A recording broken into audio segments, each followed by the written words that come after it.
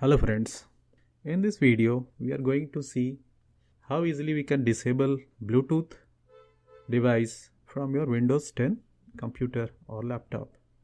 So let's see what steps we need to follow. Very first you need to click the start menu, then type device manager and click it. This will open device manager window. Now here you can see the Bluetooth node. Now here you need to select the Bluetooth device which comes with your computer or laptop. Just right click on it and press disable. This will disable the Bluetooth device. Now in case you want to re-enable it, you can do the same again. Just right click on it and click enable device, and all the Bluetooth devices in the list will be re-enabled. And that's it. Thanks for watching.